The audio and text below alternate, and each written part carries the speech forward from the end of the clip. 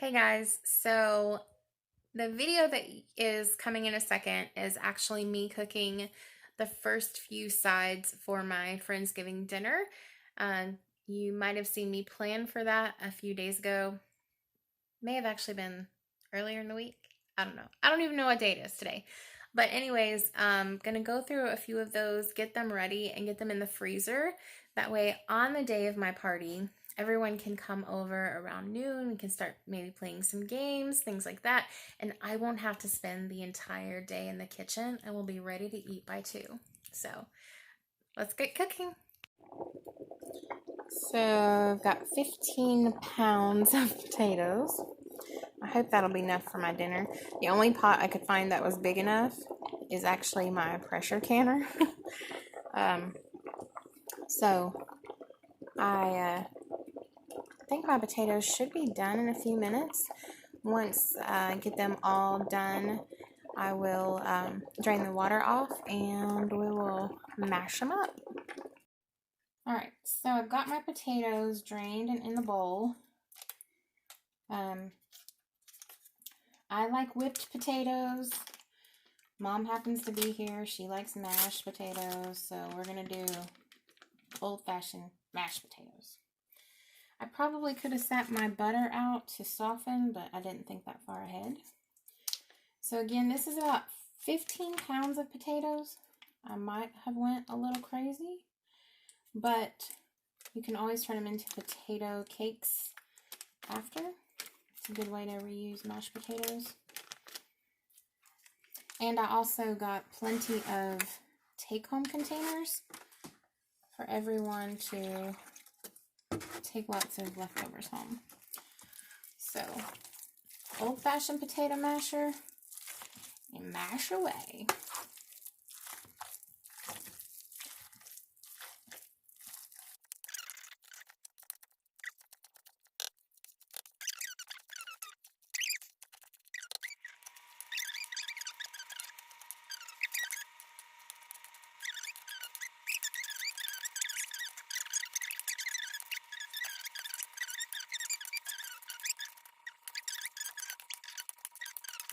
I think that's looking pretty good though. I didn't have to add a whole lot of milk. We'll see how we are on the butter situation too.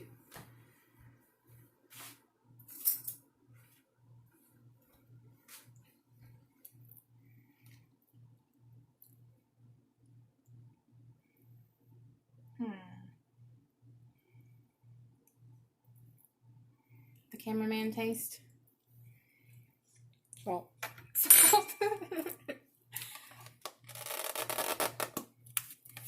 let's not go crazy. Butter? Yeah. Another stick.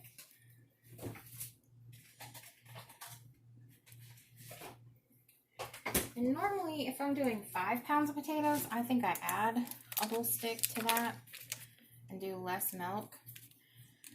If you wanted a creamier potato, you could by all means add cream cheese or sour cream. Either of those make for a really creamy potato, especially if you're using a mixer.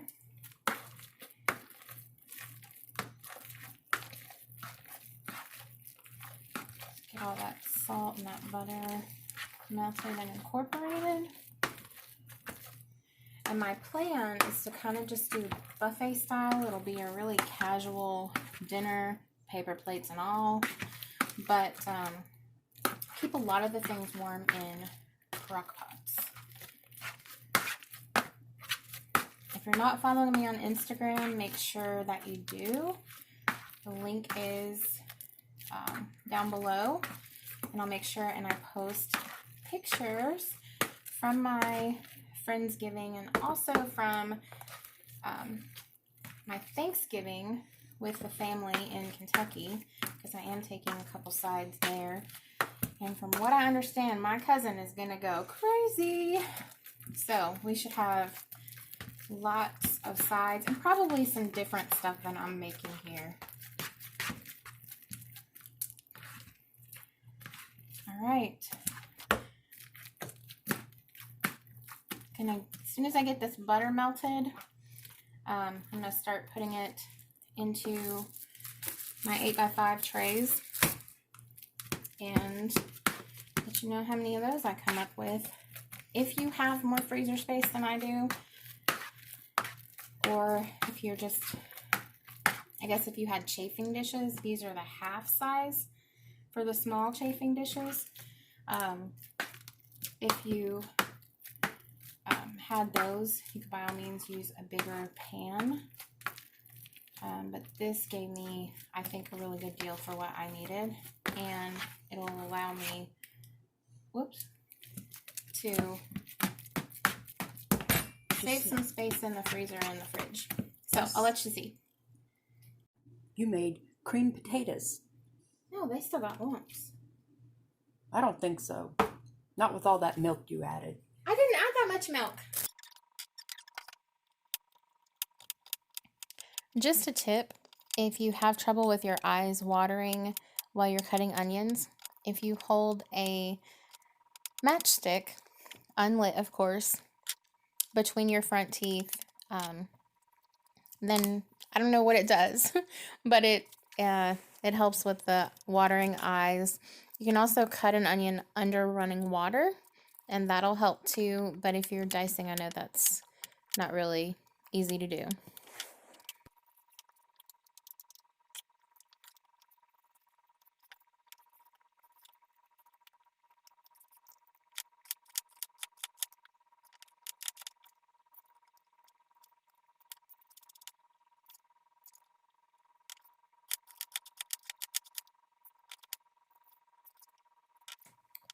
So you've seen me cut 2 medium-sized onions, and I went ahead and put those in a skillet with a stick of butter.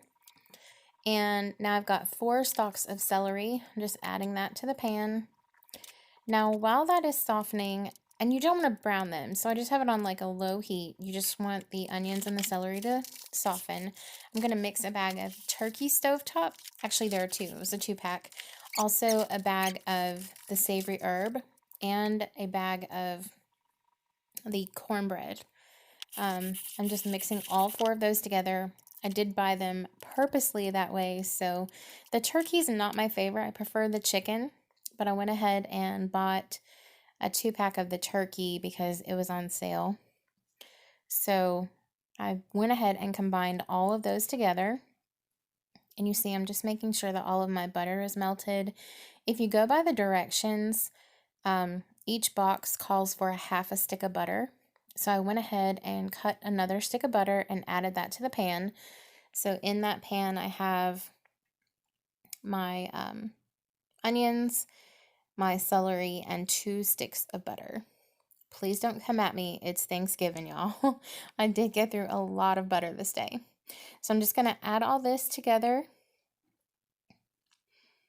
First I'm going to add the chicken stock. So the box says 1 to 1.5 cups of chicken stock per package. So that's at least 4 cups. So I'm going to start by adding 4 cups of chicken stock.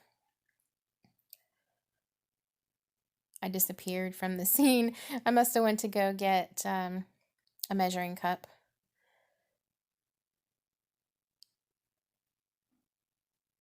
Forever.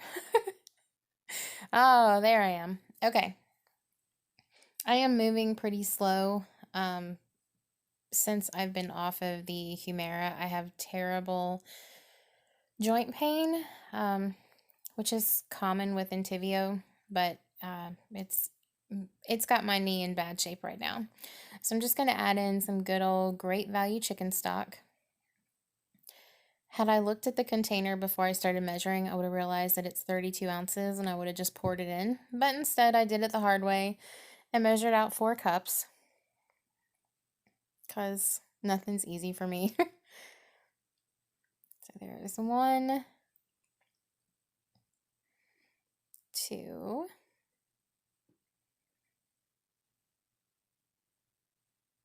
3,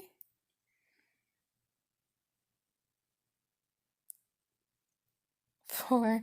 When counting like that, I always think about that skit that Carol Burnett used to do when she was the operator. 1 ringy dingy. too ringy dingy. Anyways, it's not really late. It's like 8 o'clock as I'm editing this, but my mind is obviously tired for the day. So I'm going to turn off this skillet. All of my butter is melted. I'm going to go ahead and add my onions and celery to the pan. Now, if I was making this on the day of the dinner, then I would have, of course, added the giblets and gizzards and all of that. I would have fried those with the onions. But since I am not cooking the bird yet, and I'm making this stuffing dressing ahead of time, then I just went ahead and added the chicken stock instead. And y'all, it smells so good. And you'll see in the back that I did have 6 pans of the mashed potatoes. So I'm just letting those come to room temperature. But I was just mixing this up to make sure that it was wet enough. And with all of that melted butter, I decided that I didn't need any additional chicken stock. So I just went with the 4 cups. It's nice and wet. So I'm going to start putting it in the pans.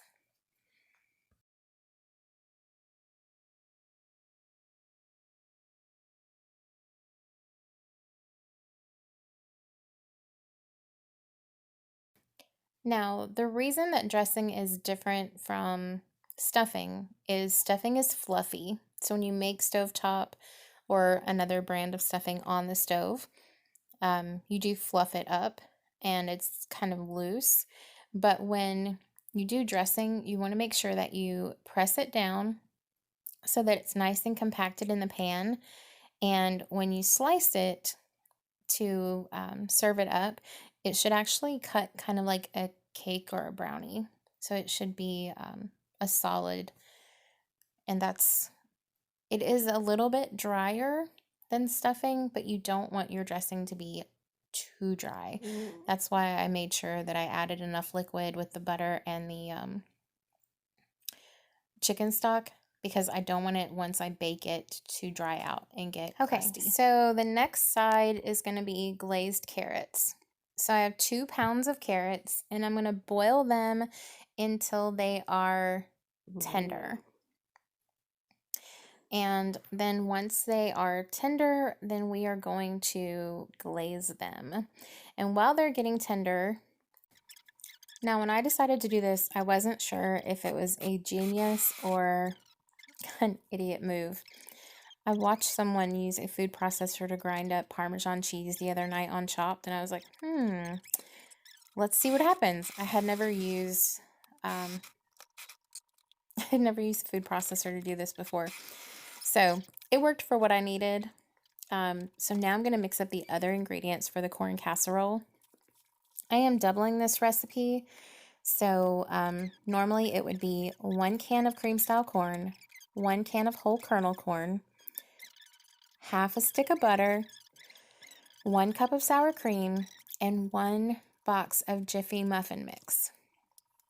I add the cheddar cheese on top. It's preference. It just depends on whether you're a cheese fan or not. I actually forgot to add the cheese when I was filming, but I opened 2 of them up and added cheese, and I left one of the pans without cheese. So when you bake them, you will put them in a preheated oven to 350 degrees for 45 to 50 minutes.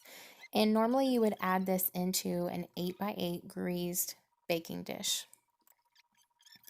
I do recommend stirring after each ingredient, because you'll see, like, you can see how like stiff that is. So after fighting with the can opener, I finally got the corn open, and I am going to stir that in. Keep in mind, this is a double batch. That's why it looks like it's so much corn. But after you add each ingredient, you will just combine well. And then once you get it in the baking dish, like I said, you can add cheese if you decide, but you do bake it for 45 to 50 minutes. You just want it to be golden brown, and you bake it uncovered. if you add the cheese, it adds a nice like crunch to the, or not crunch, but like I don't know, like a crispy, cheesy layer on top. It is so good. You could probably mix the cheese in too, and that would be good as well. I would think like Ritz cracker crumbs or panko, like toasted panko, would be really good on top too. Oh man, this smelled so good while I was mixing it up. It's not very pretty to look at. Like, this will not be the prettiest thing on your holiday table. But oh my gosh, it is so good. And it's sweet and savory. I guess savory because, you know, it does have like the sour cream and everything in it. But I'm just getting it all mixed up. And then I will add it to my little pans. And like I said, I did forget to put the cheese on because I moved the cheese out of my sight. Totally forgot and had to open them back up and add the cheese later, but it's all right. We got the cheese on there.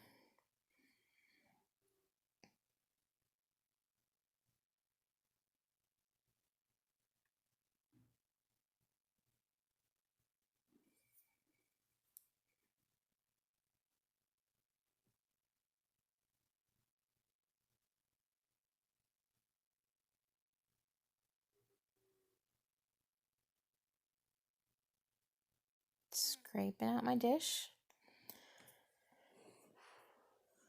Getting these all labeled up. And then we will glaze our carrots.